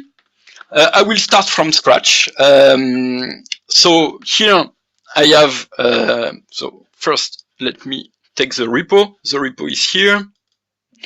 And I can just git clone into my terminal. And so it's cloning, and then I can just go inside. Okay, and I have a setup script that I can run. I will use my local database. I will use, so here I need to put my credentials basically. So Neo4j, my password, my database is Neo4j, then it will use my OpenAI API key. Let me copy paste it here. The embedding model, I will use the default one, which is text embedding 3 small, GPT-5 mini. And then it asks if I want to install Dockling. The answer is no. Dockling is quite a large, so it needs to install PyTorch and download the model. So not for this demo. Then it's checking on the workspace. What I can show is, so I use generally my terminal like that and cursor because I like well to visualize what's happening. So Alex already showed that the skill is here, and we downloaded the code for 4 of the MCP servers here. So now everything is ready. I can start Claude. And it finds 5 MCP server. That's fine. So let me check something. In Claude Code, if I want to check my MCP servers, I just do that, and I see they're still connecting. Let's wait a little bit. And the only thing that I will need to do is copy my PDF here. So let me take my PDF. Okay. And I can show you the type of slides we're going to work with. So this one is from AppV, for example. You see the type of slides, and we want to extract information, a graph about this. So usually it will be molecule. We want to know who is developing which molecule. So here AppV is developing these molecules, what these molecules are about, and in which phase they are. So you see that directly you cannot just extract the text and send the text to an LLM. Here, the layout is very important. Okay, you have colors, you have different columns, and this slide, for example, is quite dense. But well, this is a slide that I use for test. I know that there is 52 molecules here, and with one pass, I'm able to extract all the molecules properly. Another example is that you have this type of slide. So you see each presentation is quite different. This one is from BMY. And you see that you have name of molecule in text, but also sometimes it's in logo. And same, this is a slide that I use to check that the extraction is correct. We have 6 molecules here. Yeah. Okay. Let me check my MCP server. They are all connected. Great. And so I can start by saying, okay, let's build a graph from my PDFs. And so here it's a conversational agent. Well, and it started well, first it's checking that everything is connected. Okay. Then so the agent, because it knows that we want to talk about graph, it knows that it has a skill describing the methodologies, and it looked at the skill, and so it's starting the skill. So it found 4 documents in my PDF folder, and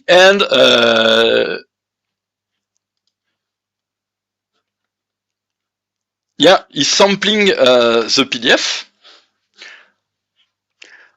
So basically, it will look at usually the first 2 pages of each document, and it will provide me with a table with a summary. So we have 4 documents. We have for company, it knows the dates because it accesses the first page of each document and the content. You can work with a lot more documents, of course. It already saw some content, so it sees that we have companies, we have drugs, we have development phase, therapeutic areas, oncology, cardiovascular, etc., disease indication, etc.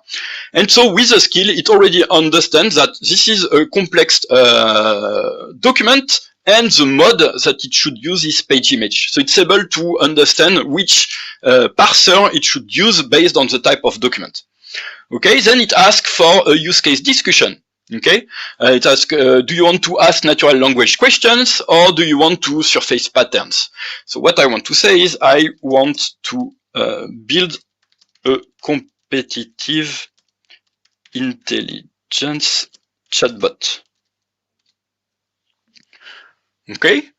So now it understands that we want to build a chatbot, and so it goes to a different mode that than Alex was showing just in the previous demo.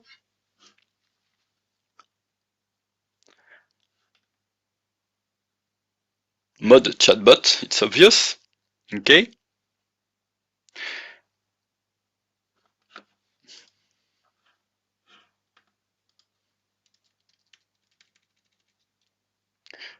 Check. So it proposes a plan. This is totally editable. If you want, you can say, okay, add a step or remove one step. Here it went directly to step 3. So it's checking so exactly what Alex showed already. It's using the modeling MCP server and checking if there is already in the resources a data model that would correspond to this type of data to get it inspired. It's not the case.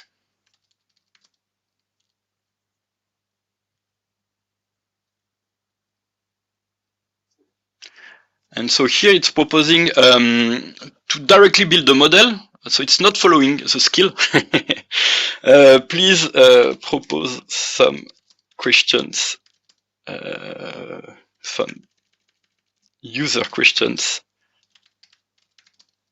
first. So basically one recommended approach is when you want to build a graph, the graph will be designed to answer certain type of questions. And so in the skill, it should propose some questions that this type of graph or the document will answer. So for example, what drugs does a company have in phase 3? Or which drugs are currently under regulatory submission or review? Or you're proposing some questions like that. Let's say I want 4 or 5 simple questions.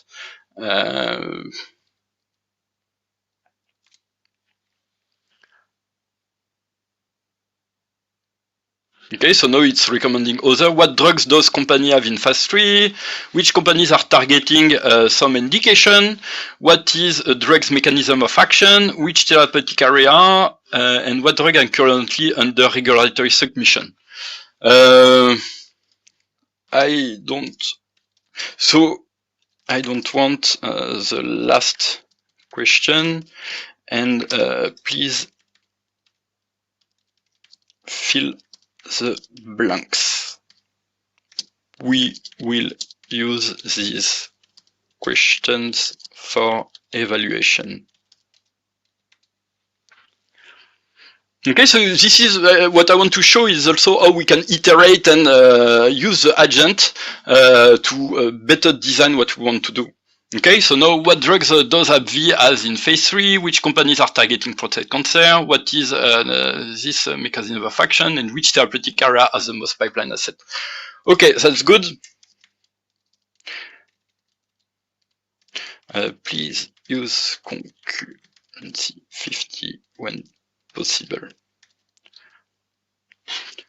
Okay, so I just say, okay, let's go to next step. And I said, yeah, when you need, please use full parallelization so that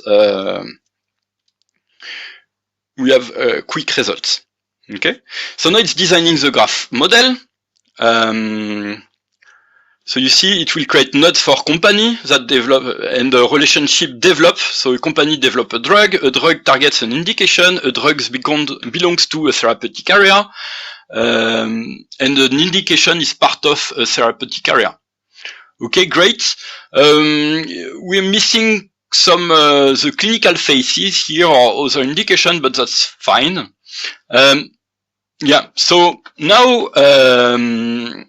it's testing, so based on this schema, so company develop drug targets indication, drug belongs to therapeutic area, it's checking that it can answer some of the questions. Okay.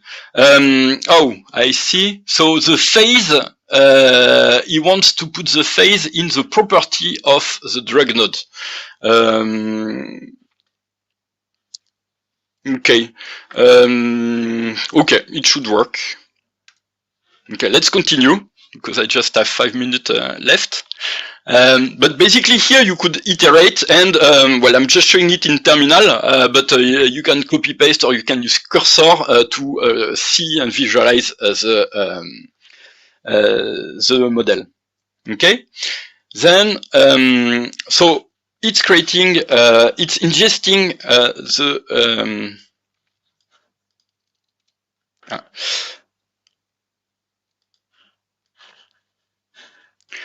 okay, so here, I mean, so you see it creates the document. So it only created 2, now 3. And the document have pages, and the pages have link between them. Okay? In each page, automatically, this is what I was saying. You have the image of the page. You cannot read it directly in browser here, but you have the text extracted for the image, and you have the type of information, like the document name, etc. Okay, great. Now it's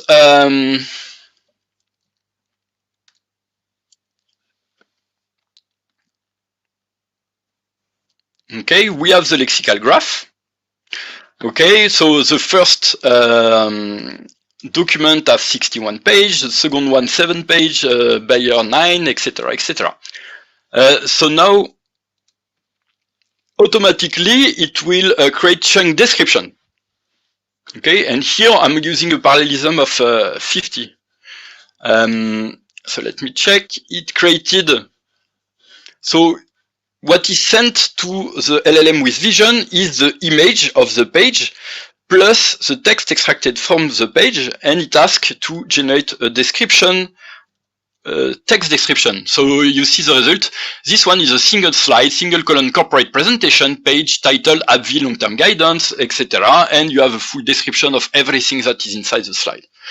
And from my experience, this is a good way to, so this is what you need to embed, so to create the embeddings so that the agent can search, using semantic search, this specific page, okay? Okay, so it's still generating that.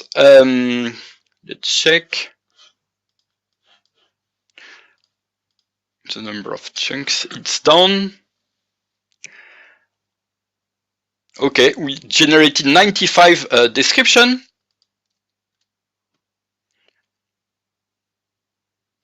And now it's creating the embeddings for each chunk. So if I go back here, so you have the text, and now you have these embeddings that is, well, a vectorized representation of the text description. Okay, so automatically it creates a vector index corresponding to these vector embeddings, and it creates a full text index based on the extracted text. Okay. Now it will check that everything is good in the database. Okay, so it's checking, looking at the number of documents, checking that everything is good. So we have 4 documents, 95 pages, 95 chunks, 1 per page, and this is what is expected for this type of mode. Okay, now this is where, so it takes, let me get back to my cursor. So you will find outputs in the output folder. So this is the model that was created automatically. So you have company that will have a name property, which is a string property. You have a drug that will contain a name, a compound code, a mechanism of action, a drug type, a phase, etc., etc. And here you have a description of the relationship. And now it uses that to create a pydantic schema in this file. So you see, you have a company node with a node label, company, and a name, but it created these field validators, which is a way to output, well, to define exactly how we want to format the output. Okay, and so it's proposing to normalize everything, basically, to go to lowercase. It proposes to have a description for the phase, but here I can say no, the phase, we only have phase 1, phase 2, phase 3, so I want the phase values to come from a finite list of possible values. Okay, and then you can interact and say, oh, okay, I know that I don't have an infinite possibility for phase, and so, yeah, it's editing the file and creating what we call literal, for example, for the validation.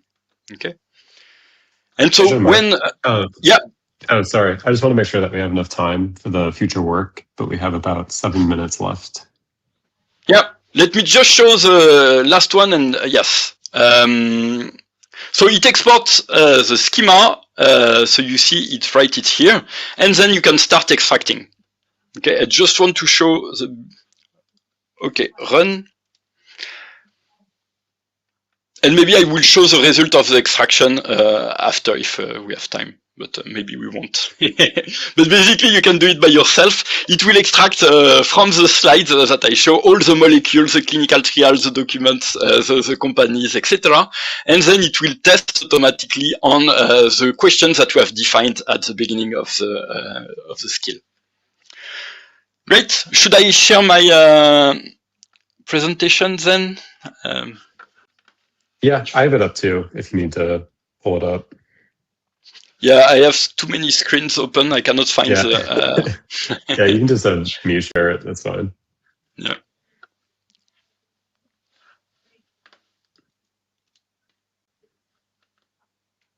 Okay, cool. So, so we just showed you kind of the current state of this workspace, but we do have some plans for future versions of this. So basically, we want to just continue evaluation. So we've had, obviously, Jean-Marc and I have tested this quite a bit. We passed it around to the rest of some folks in the Neo4j field organization, but we'd love to hear more feedback, right? We want to make this tailored for how people want to use it and make it actually beneficial to everybody out there. So there's this evaluate pipeline skill that you can use, much like we use the develop Neo4j graph skill or evaluate setup skill that we were showing. And that will create a kind of a report file that just captures anything that kind of went wrong in the workflow or recommendations by the LLM on what to fix in the future. And so it's as easy as just capturing that, and then you can send it to us either in a GitHub issue or however you see fit to communicate that information. And we'll use that to improve the MCP servers and the skills that we have. And then on the data modeling side, we want to simplify the tooling. Right now, there's a lot of tools that are available, so we want to compact this and make it more accessible and not take so much context. And then just increasing the compatibility with the MCP workspace in terms of the cipher generation, and then also improving how the pydantic models are output to make them more usable by the rest of the workspace. And then also improving the method of sampling the CSVs and PDFs as well, because right now there's not really a defined method for that. And then I'll pass this over to you, Jean-Marc. Yeah. So yeah, I saw a lot of questions about using different parsers or different type of documents. So this first release is only PDF and CSV, but of course we want to expand that, and there are some open source libraries that allows to parse this type of documents. There are a lot, and so the idea is to use this workspace to test different libraries and see which one works the best for you specific documents and for you specific data. And so yeah, the plan is first, I think, to support OCR. So if you have documents, PDF that are scanned, for example, but also other document types, docx, XLS, PowerPoint, etc., etc., and especially semi-structured data like JSON, HTML. We have a lot of ideas there, and more parser. So unstructured. Llama Parse just released the light parse, which looks good and very quick and can handle different type of format. Open Data Loader also. So there are quite a lot of new libraries that I want to test and put here in the server. Also, here we wanted to make everything multimodal, so to use tables, images, etc. And now we have good multimodal embedding, so the idea would be to support that as well, and to have more complex ways to parse the PDF. Next. On the entity graph, so right now we do one pass extraction. The idea would be to improve because you can do multipass. This is what we do with customers. So you extract once, and well, first you can first extract the entities and then the relationships. And another way is to run the same extraction several times, but to ask the LLM to correct the previous extraction. So you give the chunk, you give what has already been extracted, and you can say check that there is no hallucination or remove the hallucination, or what should you do to what other nodes and relationship should we extract from that the first pass missed? What we want also is to be able to update the schema and rerun the extraction only for the diff of the schema. So yeah. Then we miss the tool for entity resolution, entity linking, and to log and estimate the token usage and the cost of the extraction, basically. Well, for this particular document, but also at scale. Next. Yeah, good.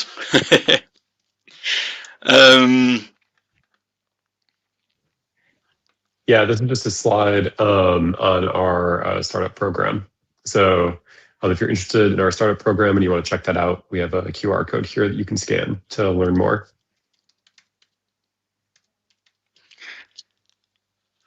Very cool. Thank you, Jean-Marc. Thank you, Alex. This was amazing. I see so much love in the chat as well, and so much for this cool mix of prepared video, but also live demo and interesting slides and content. So very good. Thank you. For this amazing workshop today. 2 hours went by in a whirlwind, at least for me. I hope you felt the same. I see, all these questions, all these comments. It's really amazing to see. Thank you very much, also Jennifer in the back, invisibly answering questions and helping out. So I think, yeah, it was a great event today. Thank you for this. As I said in the beginning, we recorded this. So if you are, missed something, if you want to watch something again, we will share links to the videos with you, or to the one video, obviously, with you afterwards. You will also had a link to all the materials that was shared today by Jean-Marc and Alex. You'll see that as well, so you can recover and rewatch the video from the screencast, but also all the other materials, the slides, the other resources. So you should have everything with you in a moment later today or tomorrow. The links were in chat as well, so you can grab that and check that out in the future. So I hope everything should be available. If you have any question, if anything is still unclear, we have a great way of exchanging thoughts and ideas on our community forum or on Discord. So hop over there if you are interested in learning more, if you want to discuss some other things, if you want to give maybe also feedback. Maybe that's a good question, right, Alex and Jean-Marc? What's the best way for people to give you feedback if they have feature requests, anything is maybe broken or something else is, or also praise, obviously. What's the best channel on this? I think probably GitHub issues are probably a really good way to just raise feature requests or bugs that you find with the workspace, because those are easily accessible to us and we'll be able to get those fixed. Cool. Super good. I had maybe if you could quickly stop screen sharing, Alex, because I have only 2 things I wanted to get out. So here one thing, if you're interested in hearing more about how this is done and what you can do with MCP and Aura agents. We have a live stream next week with Luan where we talk about the Nodes AI agenda with Aura agents, also with some MCP love in there. So I think that should be interesting as well if you are interested in hearing that. Obviously, Nodes AI is coming up. We have one more workshop taking place next week about memory, AI agent memory. So that's also happening next week. And I obviously forgot again to launch the survey. Sorry. Hopefully, if you're still around, please let us know how you like this workshop. But I think I can gather from the feedback in chat that you liked it. So sorry about that. And like I said, let us know in our communities what you want to see. But also, Aura Free is available for deployment in the cloud as a free option, and the Graph Academy is a great place to learn. So if you are now starting with all of this and you want to know, hey, I need to hold up, I need to back up a little bit, check out the Graph Academy. There's a full track on GraphRAG that includes all kinds of workshops and courses. So you get more hands-on workshop there on planning. And yeah, I think with that, we're at the end, a little overrun. So thank you everybody for sticking around. Thank you for watching. Obviously, big thank you to you, Alex and Jean-Marc. It was amazing. And I hope to see you soon, either next week at the final workshop at Nodes or at an event somewhere else. Take care, everybody. Thank you. Thanks. Thank you.